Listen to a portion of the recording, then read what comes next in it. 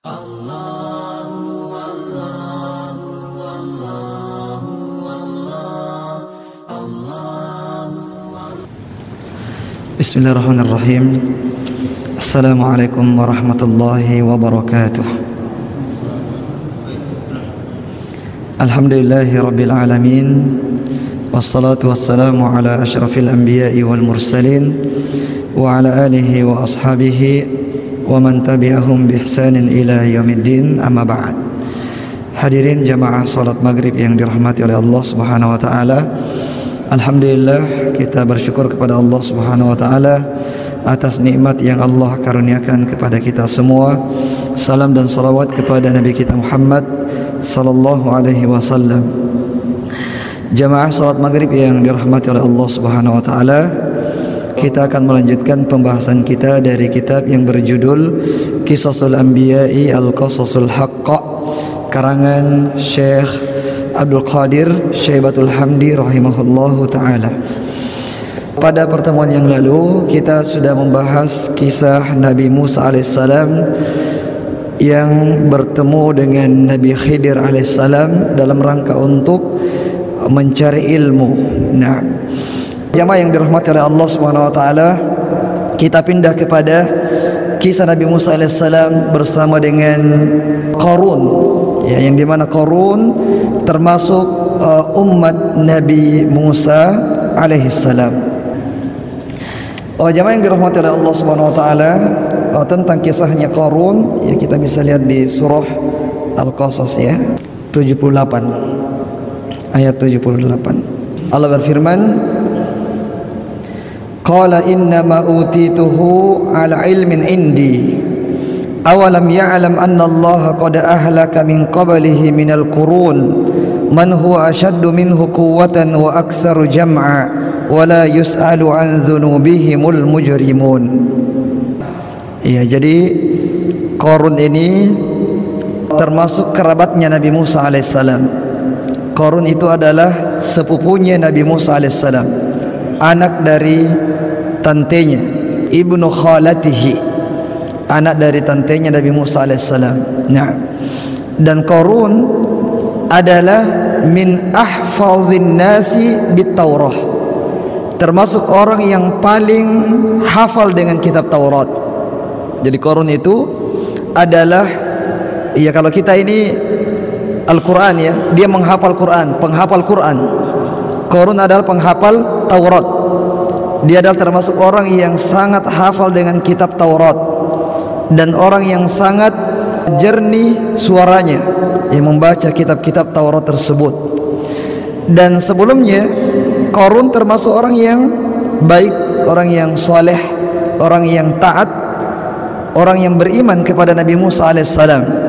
Namun, ya, semuanya itu berubah ketika dia diberikan perbendaharaan harta, ketika dia diuji dengan fitnatul mal, dengan fitnah harta, yang diberikan kepadanya harta yang sangat melimpah, dan ternyata harta itu membuat dia semakin menjauh dari Allah dan kufur terhadap Nabi Musa alaihissalam. Orang-orang menegurnya, ya, orang-orang menasihatinya agar sadar bahwasanya harta itu hanyalah titipan saja. Harta itu merupakan pemberian dari Allah Subhanahu wa taala. Tapi apa jawaban Qarun? Di ayat 78 dia jawab dengan mengatakan, innama utituhu ala ilmin indi. Sesungguhnya harta yang banyak ini itu saya dapatkan karena saya punya ilmu, karena saya punya keterampilan, karena saya punya keahlian.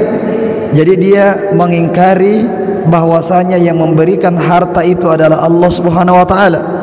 Dia menyandarkan harta yang dia dapatkan tersebut dari keahliannya sendiri, dari kepintarannya, dari ilmunya, dari strategi bisnisnya dan sebagainya.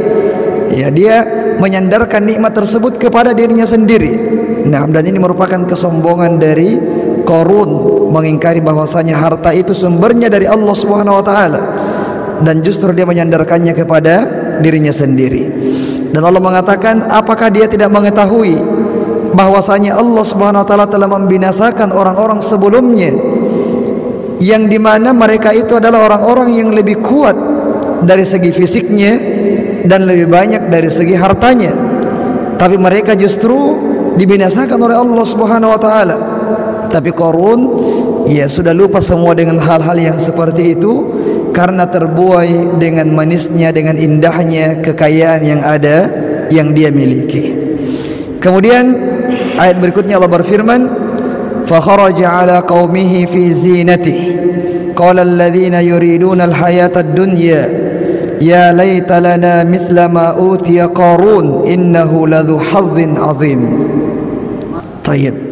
Ya, suatu ketika Qarun ia keluar berkeliling-keliling di negeri tersebut, nah, yang dikawal dengan para pengawalnya, dan dia menggunakan pakaian kesombongannya, ya, pakaian yang sangat mewah, dengan kendaraannya, dengan para pengawalnya, dengan kesombongannya yang luar biasa. Dia keluar berkeliling-keliling untuk memperlihatkan kekayaannya tersebut kepada orang-orang yang berada di sekitarnya. Nah, sehingga orang-orang yang melihatnya terbagi dua. Ada yang mengatakan, ya laita lana mithla ma utiya Qarun, ya wahai sekiranya kita juga memiliki harta sebagaimana harta yang dimiliki oleh Qarun. Sungguh Qarun itu memiliki keberuntungan yang sangat besar. Ini siapa yang mengatakan? Orang-orang yang yuridunal hayatad dunya, orang-orang yang juga menginginkan kehidupan dunia. Ya, mereka sangat takjub, mereka sangat bangga dengan pencapaian yang didapatkan oleh Qarun. Ya, dia tidak melihat bagaimana penyimpangan yang dilakukan oleh Qarun, yang dulunya beriman, yang dulunya baik, kemudian setelah mendapatkan harta justru menjadi orang-orang yang jauh dari Allah. Orang-orang yang kacamatanya dunia, dia tidak melihat ke situ. Dia hanya melihat kenikmatan duniawi yang dimiliki oleh Qarun, sehingga harapannya, cita-citanya, angan-angannya mau juga seperti Qarun. Ya, mau juga seperti Qarun, memiliki harta yang banyak. Ya, apakah dia tidak beriman, dia kafir kepada Nabi Musa, itu bukan urusan. Ya, yang jelas dia takjub, bangga dengan harta yang dimiliki oleh Qarun, dan dia juga mengharapkan yang semisal dengan itu. Orang golongan yang kedua, di ayat berikutnya Allah berfirman, wa qala alladhina utul ilma wailakum thawabullahi khairul liman amana wa amila salihah wa la yulaqqaha illa as-sabirun. Ya, golongan yang kedua adalah golongan orang-orang yang berilmu, yang tahu betul keutamaan iman daripada harta itu, yang tahu betul keutamaan takwa, amal soleh dibandingkan dengan harta itu tanpa keimanan. Yang mereka mengatakan, wailakum, celaka kalian. Orang-orang yang takjub tadi dikatakan kepada mereka, celaka kalian. Sesungguhnya pahala di sisi Allah itu lebih baik bagi orang-orang yang beriman dan beramal soleh, dan pahala yang besar itu hanya bisa didapatkan mereka-mereka yang bisa bersabar. Ya, mereka-mereka yang bisa bersabar, istiqamah di dalam keimanannya sampai dia meninggal dunia dalam kondisi sebagai orang-orang yang beriman kepada Allah Subhanahu wa taala. Jadi pandangan kita terhadap dunia itu akan banyak dipengaruhi oleh ilmu dan keimanan yang ada di dalam diri kita. Ya, orang-orang yang berilmu dan beriman, maka dia akan memandang bahwasanya apa yang dimiliki oleh Qarun dengan hartanya itu tidak ada apa-apanya dibandingkan keimanan yang lenyap daripada dirinya. Mereka melihat bahwa harta yang banyak, yang melimpah yang dimiliki Qarun, yang kunci-kunci gudangnya itu kewalahan diangkat oleh orang-orang yang kuat. Ya, saking banyaknya kunci-kunci gudangnya, bukan cuma satu gudangnya, banyak gudangnya, sehingga kunci-kuncinya itu berat dibawa oleh orang-orang yang kuat. Iya, orang-orang yang kuat ini, bukan orang-orang yang lemah. Orang-orang yang kuat kesulitan membawanya. Nah, dalam pandangan orang-orang yang beriman ini, apa yang dimiliki oleh Qarun dengan segala hartanya itu tidak ada apa-apanya dibandingkan keimanan yang hilang dari dirinya. Tapi dari pandangan orang-orang yang tidak beriman, yang hanya menginginkan kehidupan dunia, dia melihat, oh ini luar biasa, harta yang dia miliki jauh lebih baik daripada keadaannya dulu yang beriman tapi miskin. Nah, ini pandangannya orang-orang yang hanya menginginkan kehidupan dunia. Nah, kemudian di ayat berikutnya Allah berfirman, fa khasafna bihi wa bidarihi al-ardha fama kana lahu min fi'atin yansurunahu min dunillah wa ma kana minal muntasirin. Nah, dan pada saat Qarun sudah sampai pada puncak pembangkangannya, puncak kesombongannya, puncak keangkuhannya, sampai menantang Nabi Musa alaihissalam. Nah, kemudian Nabi Musa alaihissalam berdoa agar Allah Subhanahu wa taala memberikan musibah kepadanya dengan ditenggelamkannya ke dalam bumi. Dan Allah Subhanahu wa taala mengabulkan doanya Nabi Musa alaihissalam, sehingga Qarun dengan seluruh hartanya, dengan rumahnya dan gudang-gudangnya, seluruh hartanya Allah Subhanahu wa taala tenggelamkan ke dalam bumi. Ya, jadi tanahnya itu langsung ambruk, ambruk ke dalam. Biasa terjadi itu tanah-tanah yang langsung ambruk, big hole, lubang besar. Nah, tiba-tiba ambruk sehingga hartanya, dia, pengawalnya, semuanya tertimbun ke dalam tanah, dan tidak ada orang yang mampu menolongnya seorang pun. Prajuritnya yang banyak, pengawalnya yang banyak, orang-orang yang kagum kepadanya, tidak ada yang mampu untuk menyelamatkan Qarun atau mengambil sebagian dari hartanya. Tidak ada yang bisa untuk menyelamatkannya. Ini adalah kesudahan Qarun yang sudah menyombongkan dirinya dengan harta yang Allah titipkan kepadanya, yang bagi Allah Subhanahu wa taala harta yang banyak itu di sisi Allah tidak ada nilainya. Nah, tidak ada nilainya di sisi Allah Subhanahu wa taala. Nah, kemudian bagaimana tanggapan orang-orang yang tadinya kagum dengan hartanya Qarun? Di ayat berikutnya Allah berfirman, wa asbahal ladzina tamannaw makanahu bil amsi yaquluna wa ka'anna Allaha yabsutur rizqa liman yasha'u min ibadihi wa yaqdir laula amanna Allahu alaina la khasafa bina wa ka'annahu la yuflihul kafirun. Nah, jadi orang-orang yang kemarin mengagumi harta yang dimiliki oleh Qarun, kekayaan yang dimiliki oleh Qarun, mereka kemudian hari ini tersadar bahwasanya justru dengan apa yang Allah berikan kepada kami ini, harta yang sedikit, harta yang terbatas, tidak sama dengan hartanya Qarun, justru lebih baik dari apa yang diberikan oleh Qarun, diberikan kepada Qarun. Sekiranya kami juga diberikan seperti Qarun, mungkin kami juga sudah ditenggelamkan oleh Allah Subhanahu wa taala. Mungkin kami juga sudah dibenamkan di bumi, sebagaimana keadaannya Qarun yang sombong dengan hartanya itu. Nah, mereka menyadari bahwa yang namanya kekayaan itu bukanlah tolak ukur Allah mencintai hambanya ini dan Allah tidak mencintai hambanya ini. Bukan berarti ketika orang diberikan harta yang banyak berarti Allah sangat mencintainya, dan orang yang tidak diberikan harta berarti Allah tidak mencintainya. Itu bukan ukuran kecintaan Allah kepada hambanya.